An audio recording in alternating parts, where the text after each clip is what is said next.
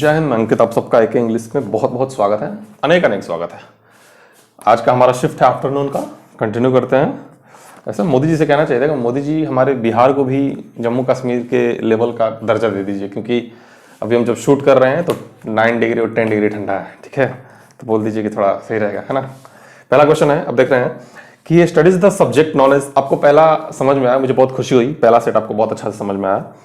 ये एक सीरीज है जिसमें MTS का हम सेट करवा रहे हैं, जो एग्जाम हुआ है सितंबर 1 का है, शिफ्ट आफ्टरनून का है, जैसा कि आपने देखा होगा थंबनेल में। पहला क्वेश्चन है कि he studies the subject known as the scientific study of insects. ठीक है, ऑप्शंस है एंटोमोलॉजी, अल्केमी, बायोलॉजी, एटोमोलॉजी। ठीक है, तो एटोमोलॉजी जो लास्ट हमारा ऑप्शन है वो उसका मतलब होता है कि ओरिजिन ऑफ वर्ड्स। जैसे ये वर्ड बना कैसे, जैसे मान लीजिए है कि ये पेन है, ठीक है, मार्कर है, सॉरी, तो मार्कर वर्ड बना कैसे, तो इसी को, इसके ज्ञान को हम लोग एटिमोलॉजी कहते हैं। हालांकि जनरली उसमें ऐसा रहता है कि सफिक्स और प्रीफिक्स लगा के हम लोग देखते हैं, जैसे लास्ट में कुछ कुछ चेंज करके या पहले कुछ चेंज करके। सफिक्स मतलब पहले वाले वर्ड कुछ चेंज होते हैं, लास्ट वाले प्रीफिक्स उल्टे बोलती हैं, प्रीफिक्स पहले वाले चेंज होते हैं, सफिक्स लास्ट वाले चेंज होते हैं।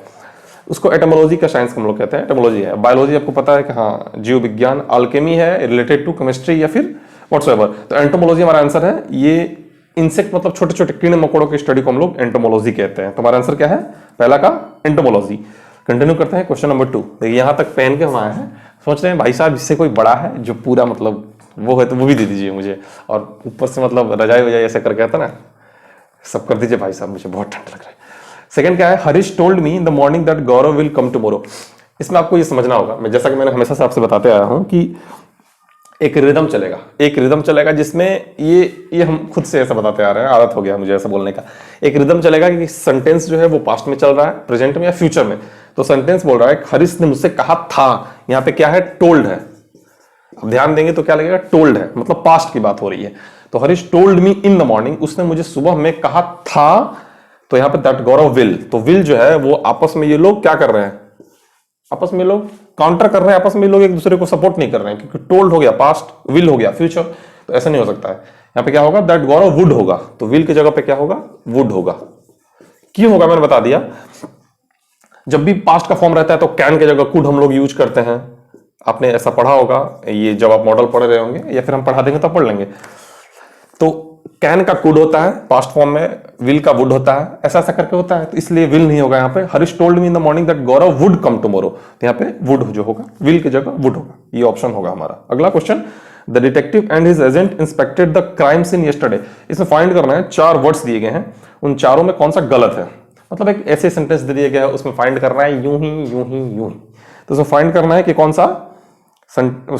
सा वर्ड गलत है। तो जैसा कि आप देख रहे हैं, क्राइम गलत है, क्योंकि क्राइम करना एक गंदी बात है और क्राइम में के लगाना उससे भी बड़ी गंदी बात है। ठीक है, तो ये के लग गया है, यहाँ पे सी होगा।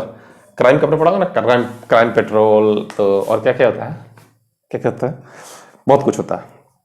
यस्टरडे सही है, एजेंट सही है, डिटेक्टिव सही है। इसका मतलब आपको पता है, यस्टरडे मतलब पिछला कल, एजेंट कहते हैं किसी एजेंट को, डिटेक्टिव कहते हैं वो जो गुप्तचर ठीक रहेगा डिटेक्टिव का। अच्छा, अगला क्वेश्चन क्या है, cup of T. Cup of T का मतलब होता है जो चीज मेरे हिसाब का है, ठीक है। या फिर इसका आंसर है चौथा हमारा कि समथिंग वन लाइक्स या एक्सेल्स इन, मतलब कोई चीज अगर हम पसंद कर रहे हैं तो वो हमारे कप ऑफ टी का मैटर है। कप ऑफ टी मतलब this is of my cup of T, मतलब ये मेरे हिसाब किताब का है, इसे मैं पसंद करता हूं, या ऐसा ऐसा करके होता है। ठीक है, या फिर कोई चीज किसी में कोई बहुत ही निपुण हो, मतलब बहुत वो निपुण, मतलब समझ रहे हैं ना, निपुण वो मत समझ लीजिएगा, निपुण एक कंपनी भी है ना।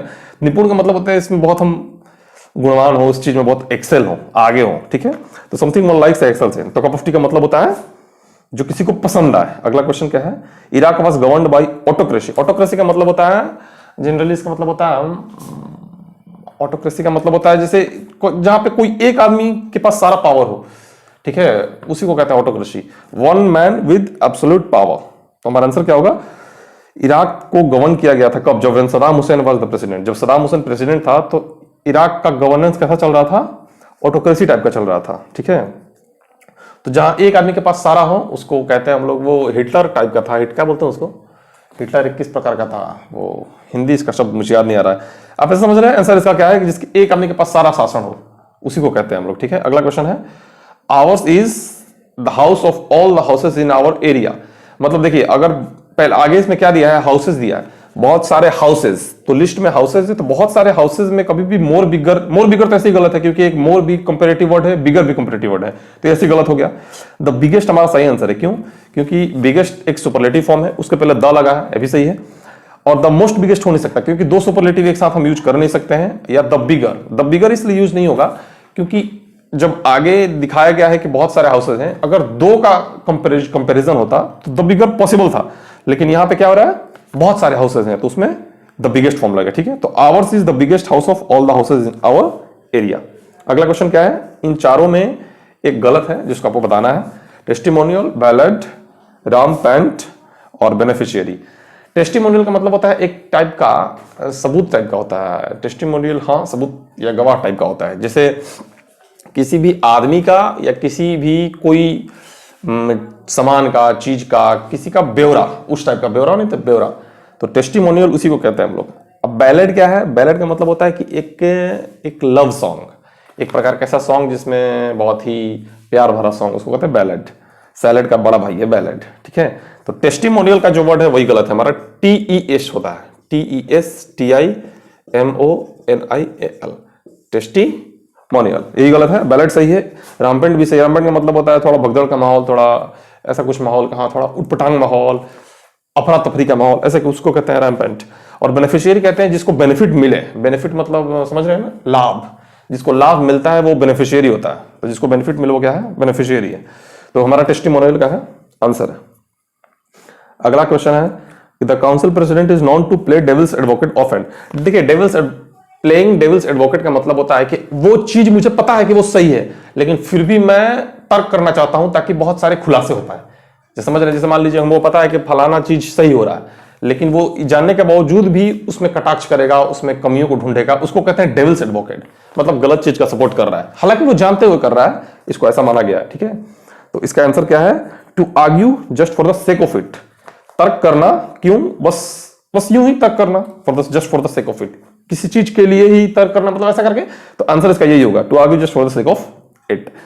To allow others to rise नहीं हो सकता है, प्ले रिस्की गेम तो होगा नहीं, और मेक वंस ऑन डेस्टिनी तो होगा नहीं, कि मतलब किसी का अपना खुद का भविष्य बनाना ऐसा करके नहीं होगा। डेस्टिनी मतलब ये होता है भविष्य या फ्यूचर ऐसा करके। ठीक है, तो यहां पे प्ले डेविल्स एडवोकेट का मतलब क्या होगा, to argue just for the sake of it. समझ पा रहे हैं? When it comes to, अगला क्वेश्चन है कि when it comes to playing the guitar, Jim always hits the nail on the head। इसका मतलब क्या होगा बताइए? देखिए सिंपल सा, ये एक इडम है। इडम बहुत ज्यादा पूछा गया है इस वाले मतलब सेट में बहुत सारा इडम पूछा गया है। तो इसका मतलब होगा कि देखिए, जब भी प्लेइंग गिटार बजाने की जब बात आती है तो वो gym always hits the nail on the head, वो हमेशा कुछ ना कुछ सही करता है और हमेशा वो सही बजाता है या सही करता है। तो hits the nail on the head का मतलब क्या होता है कि डज समथिंग राइट। ठीक है, तो डज समथिंग राइट, यही हमारा राइट आंसर है। क्या समझ पा रहे हैं आप? 9 नंबर क्वेश्चन हो गया, when it comes to playing the guitar Jim always hits the nail on the head. भाई साहब अगला क्वेश्चन लाइए भाई साहब। अगला क्वेश्चन का 10 नंबर क्वेश्चन क्या है, राइम रेलिवेंट सक्सेसफुल। इसको अभी सक्सेसफुल, ठीक है, इसका नया नाम पड़ा है, सक्सेस नहीं, अब पड़ गया सक्सेसफुल। राइम सही है, राइमिंग सही है, राइमिंग वर्ड पढ़े हैं, mat, chat, rat, cat, fat, वही राइम है। राइम मतलब एक जैसा, रेलिवेंट मतलब उपयोगी, उपयुक्त। सक्सेसफुल का मतलब आपको नहीं बताएंगे, क्योंकि सक्सेसफुल आपको खुद पता करना होगा। इसमें SUCCE होता है, एक एस दिया गया इसलिए गलत है। ठीक है, डबल एस होता है, तो यही हमारा आंसर है। इसमें बताना था कि एक गलत कौन सा है, तो सक्सेसफुल गलत है। बाकी सब आपको समझ में आ रहा है कि नहीं आ रहा है, पहले बताएं आप हमें कमेंट करके, समझ में आ रहा है कि नहीं आ रहा है। अगला क्वेश्चन है, हाँ इसमें आगे है क्यों।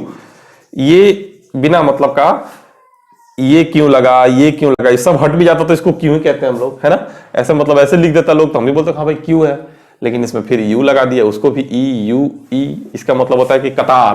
क्यों का मतलब क्या होता है, कतार, लाइन में लगना या फिर ऐसा करके। The company was on thin ice. Thin ice का मतलब एक पतली बर्फ है, हम यूं ही समझा दे रहे हैं, इसका मतलब यूं समझ जाएंगे, पतली बर्फ पे चलना। तो पतला बर्फ पे चलेंगे तो क्या होगा, स्लिप करेंगे, गिर जाएंगे। तो थिन आइस का मतलब होता है एक ऐसा सिचुएशन जो बहुत ही नाजुक परिस्थिति हो, तो नाजुक परिस्थिति कह सकते हैं। हाँ, थिन आइस का मतलब नाजुक परिस्थिति। इन सिचुएशन ऑफ कंफर्ट, तो ये गलत है, क्योंकि कंफर्ट का सिचुएशन है ही नहीं, आराम का situation. Forcing itself to collaborate, ये भी नहीं है। डिपेंडिंग ऑन बिजनेस कॉम्पिटिटर्स, ये भी नहीं है। हाँ, ये हो सकता है, इन अ प्रिकेरियस और रिस्की सिचुएशन। प्रिकेरियस का मतलब होता है डेंजरस, एक ऐसा सिचुएशन जो बहुत ही डेंजरस है कि कुछ भी हो सकता है, ठीक है, कुछ भी हो सकता है। The company was on thin edge का मतलब क्या होगा, इन अ प्रिकेरियस सिचुएशन और रिस्की सिचुएशन। अगला question, she perform the dance routine perfect impressing everyone. देखिए इसमें परफेक्ट लगा है, उसका जगह परफेक्टली होगा, सिंपल सा है, आप समझ पा रहे होंगे। परफेक्टली होगा, क्यों होगा,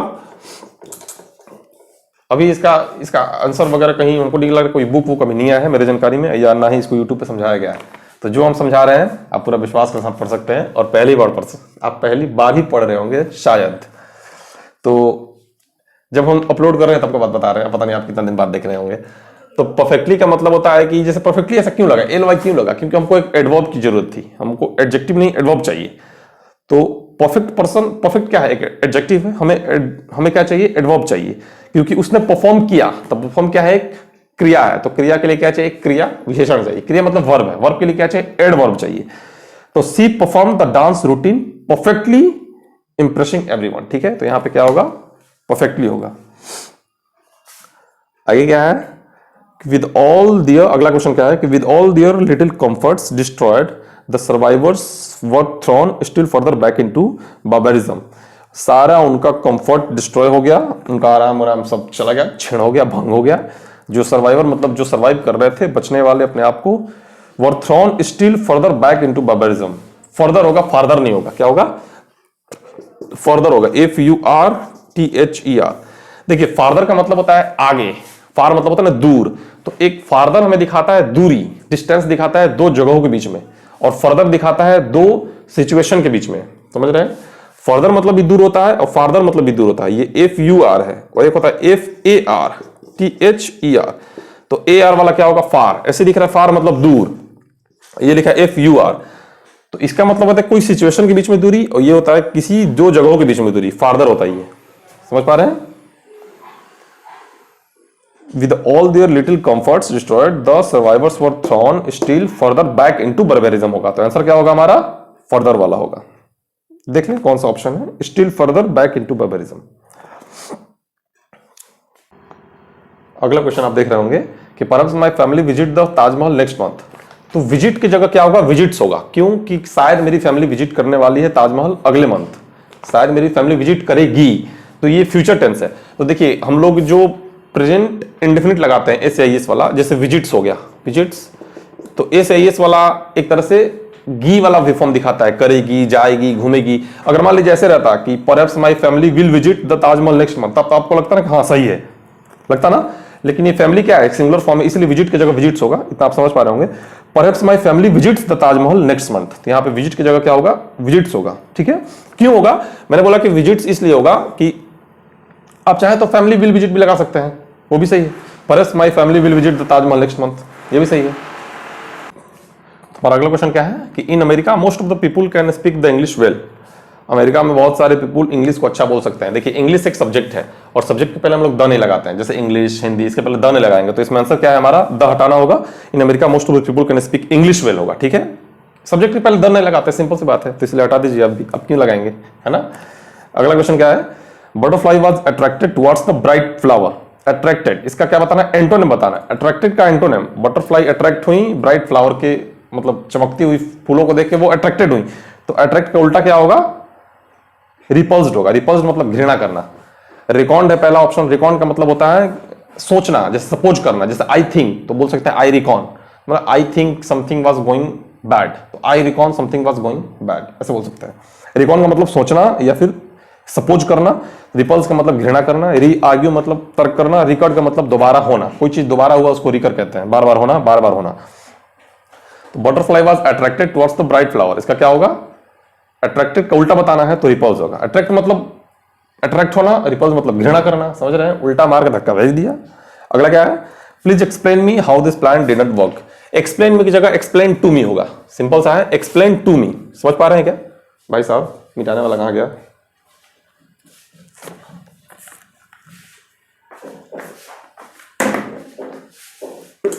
एक्सप्लेन टू मी होगा, ठीक है।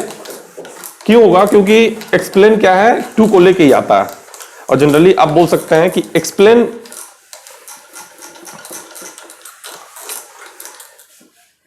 एक्सप्लेन आप यूं ही ऐसे नहीं यूज कर सकते हैं। एक्सप्लेन मी नहीं यूज कर सकते, जैसे मान लीजिए ऐसा बोल सकते हैं कि एक्सप्लेन रामायण, ठीक है, एक्सप्लेन रामायण मतलब रामायण को एक्सप्लेन करिए। एक्सप्लेन टू रामायण नहीं हो सकता है, इसका मतलब हो जाएगा रामायण के सामने एक्सप्लेन करिए, एक्सप्लेन टू रामायण, तो इसलिए एक्सप्लेन टू मी होगा। हम जो समझाना चाह रहे हैं आप समझ पा रहे हैं क्या? एक्सप्लेन टू मी होगा, यहां पे एक्सप्लेन मी इसलिए नहीं होगा कि मुझे एक्सप्लेन कीजिए, अब वो होगा मेरे सामने एक्सप्लेन कीजिए। मुझे मतलब मैं कौन हूं, मुझे एक्सप्लेन करके दिखाइए कि मैं कैसा आदमी हूं मैं, तो इसलिए एक्सप्लेन मी हालांकि गलत माना गया, मैं इतना डिटेल आपको समझा दिया, बस यूं ही समझ लीजिए कि एक्सप्लेन मी होता ही नहीं है, जैसे एक्सप्लेन टू मी होता है हमेशा। Please explain to me how this plan didn't work.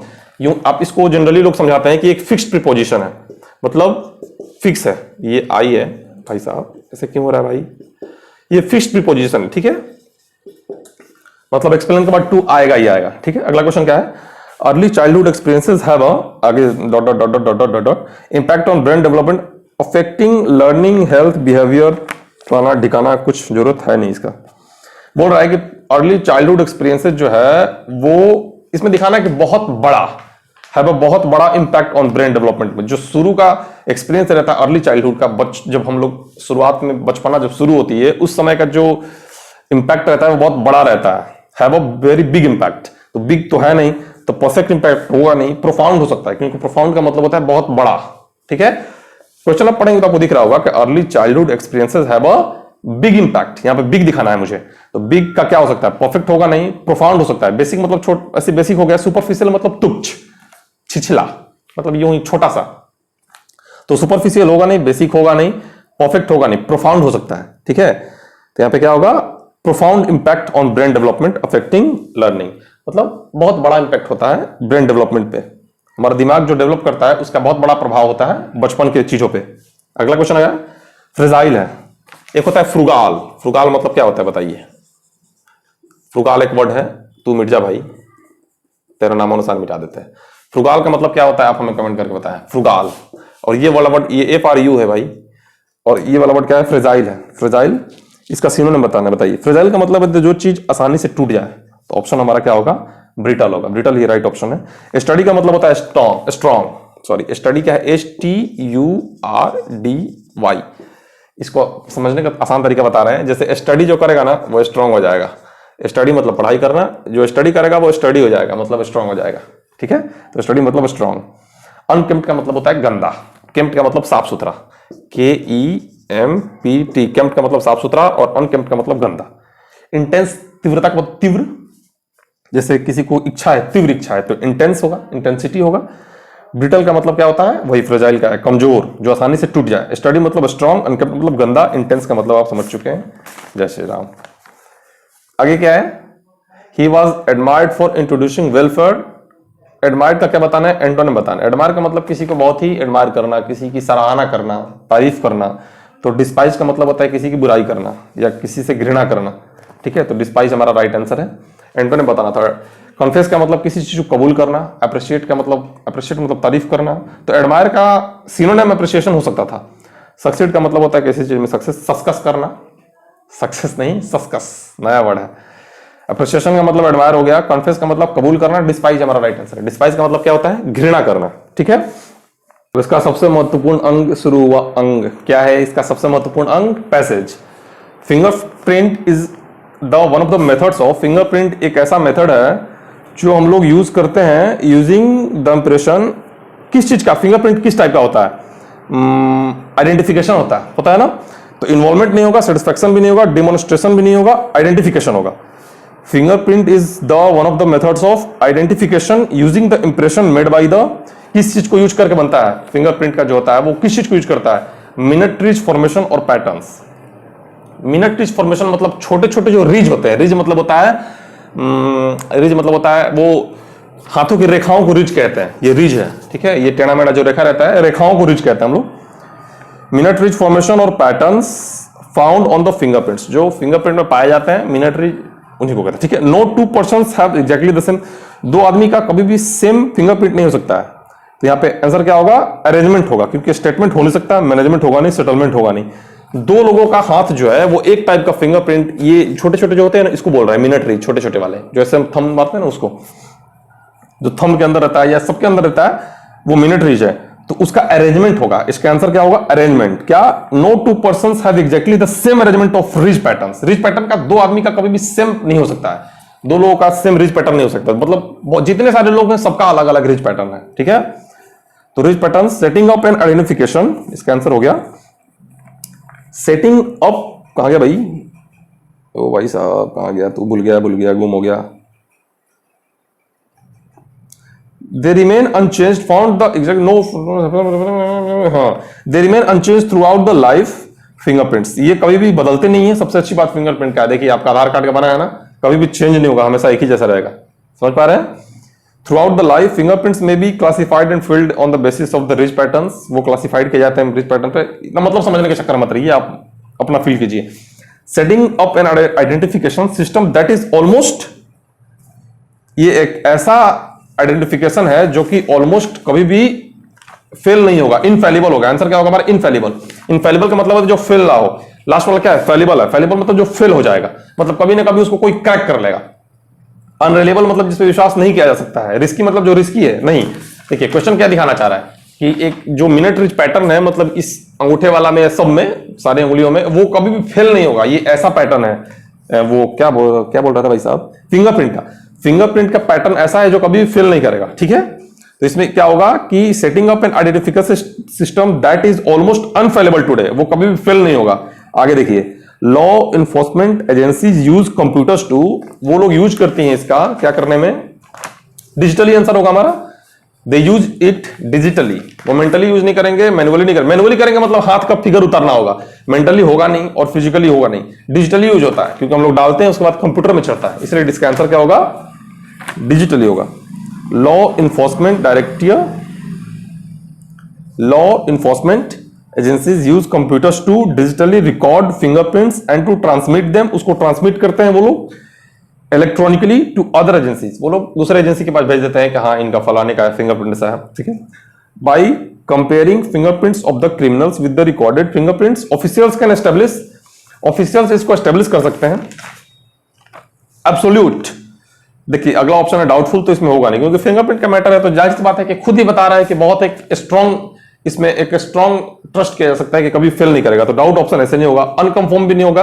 अच्छा, प्रोविजनल का मतलब होता है जो चीज, जैसे प्रोविजन का मतलब होता है प्रोविजनल का कि फाइनल नहीं, अभी इसमें चेंजिंग हो सकता है, उसी को कहते हैं प्रोविजनल। जैसे कुछ सर्टिफिकेट्स हमको मिलते हैं प्रोविजनल सर्टिफिकेट्स, तो वो कभी भी चेंज हो सकते हैं लास्ट मौके पे, और ओरिजिनल सर्टिफिकेट चेंज नहीं होते हैं, इसलिए यहां पे क्या होगा? एब्सोल्यूट होगा, ठीक है। Recorded fingerprints officials can establish absolute proof of the presence और आइडेंटिटी ऑफ ए पर्सन। आप समझ पा रहे हैं जो हम समझा पा रहे हैं? तो हमारा ये लेक्चर खूबसूरत सा खत्म हो गया। आपको समझ में आया? फ्रुगाल आप हमें कमेंट कर सकते हैं कि फ्रुगाल का मतलब क्या होता है, ठीक है। मैंने फ्रेजाइल का बताया था, ये मैंने बताया स्टडी, जो ज्यादा कर लेगा वो स्टडी हो जाएगा। वाह कितना अच्छा चीज मैंने समझाया। केम्प्ट का मतलब क्या होता है? साफ सुथरा, और अनकेम्प्ट का मतलब गंदा। देखिए सारा रिवीजन हो गया ना, समझ में आ रहा है आपको? यही आपको समझना है। तो चलिए ठीक है, फिर ख्याल रखिए, खुश रहिए, मिलते हैं जल्द आपसे अपने अगले लेक्चर में। Bye bye.